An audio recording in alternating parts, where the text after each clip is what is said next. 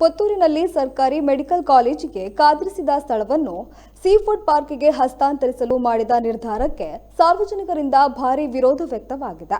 ಬನ್ನೂರು ಗ್ರಾಮದ 40 ಎಕರೆ ಭೂಮಿಯನ್ನು BJP seafood ಪಾರ್ಕ್ಗೆ ನೀಡಲು ನಿರ್ಧರಿಸಿರುವುದಕ್ಕೆ ಸರ್ಕಾರಿ ಆಸ್ಪತ್ರೆ ಉಳಿಸಿ ಹೋರಾಟ ಸಮಿತಿ ಇಂದು ಪುತ್ತೂರು ಬಸ್ ಸ್ಟ್ಯಾಂಡ್ ಬಳಿಯ ಗಾಂಧಿಕಟ್ಟೆಯಲ್ಲಿ ಹೋರಾಟ ನಡೆಸಿದೆ. ಈ ಪ್ರತಿಭಟನೆಯಲ್ಲಿ ವೈದ್ಯರಾದ ರಾಘವೇಂದ್ರ ಪ್ರಸಾದ್, ಮುನೀರ್ ಕಾಟಿಪಳ್ಳ, ಕಾವು ಹೇಮನಾಥ ಶೆಟ್ಟಿ ಸೇರಿದಂತೆ ಪ್ರಮುಖ ವ್ಯಕ್ತಿಗಳು ಭಾಗಿಯಾಗಿದ್ದರು. ದೇಶದ ರೈತರೇ ಮತ್ತು ಕಾರ್ಮಿಕರೇ ಆಯ್ತ ಪರಿಣಾಮವಾಗಿ ಈ ದೇಶಕ್ಕೆ ಸ್ವಾತಂತ್ರ್ಯ ಬಯದಿದೆ. ಸುಮಾರು 200 ವರ್ಷ ಬ್ರಿಟಿಷರ ಕಂಪನಿ ಆಡಳಿತ ಮಹಾತ್ಮ ಗಾಂಧಿ ನೇತೃತ್ವದ ಪಡೆ ಅದನ್ನ ಇನ್ನೊಬ್ಬರ ಬಿಜೆಪಿ ಪಡೆ ಅದನ್ನ ಇತರ ಸಾಮಾನ್ಯರನ್ನ ಕಣ್ಣೊರೆಸಿನ ಬದಲು ಅದನ್ನ ನೀತಿನ ಬದಲಾವಣೆ ಮಾಡ್ತಾ ಒಂದು ಬಯದೇನೆ ನಾವು ಇಲ್ಲಿ ತಗೊಂಡಿಲ್ಲ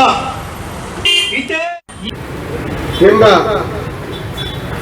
ಸ್ಲೋಗನ್ನೊಂದಿಗೆ ಇವತ್ತು ನಾವು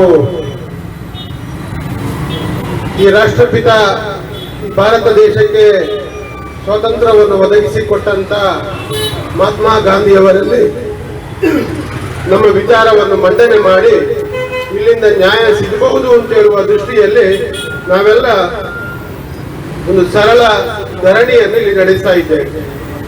ಈಗಾಗಲೇ ನಮ್ಮ ಡಾಕ್ಟರ್ ರಾಘವೇಂದ್ರ ಪ್ರಸಾದ್ ರವರು ಒಬ್ಬ ವೈದ್ಯರಾಗಿ ಯಾವುದೇ ರಾಜಕೀಯಕ್ಕೆ ಸಂಬಂಧಪಡದೆ ಯಾವುದೇ ಧರ್ಮದ ವಿಚಾರವನ್ನು ಬಿಟ್ಟು ಸಂಘ ಸಂಸ್ಥೆಗಳೆಲ್ಲವನ್ನು ಬಿಟ್ಟು ಓರ್ವ ಖ್ಯಾತ ವೈದ್ಯನಾಗಿ ಪುತ್ತೂರಿಗೆ ಮೆಡಿಕಲ್ ಕಾಲೇಜ್ ಯಾಕೆ ಬೇಕು ಅಂತ ಎನ್ನುವ ಬಗ್ಗೆ ಬಹಳಷ್ಟು ಗಂಭೀರವಾದ ವಿಚಾರವನ್ನು ಇಲ್ಲಿ ಮಂಡನೆ ಮಾಡಿದ್ದಾರೆ.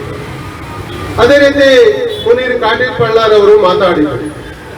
ಬಹಳಷ್ಟು ದಿನಗಳಿಂದ ಈ ಜಿಲ್ಲೆಯ ಎಲ್ಲ ಶಾಸಕರುಗಳ ಮುಂದೆ ಈ ಜಿಲ್ಲೆಯ ಜನರ ಆರೋಗ್ಯವನ್ನು ಕಾಪಾಡಿ ಸರ್ಕಾರಿ ಆಸ್ಪತ್ರೆಯನ್ನು ಉಳಿಸಿ ಹೇಳುವ ಒಂದು ವೇದ ವಾಕ್ಯದೊಂದಿಗೆ ಹೋರಾಟಕ್ಕೆ ಇಳಿದಿತ್ತು.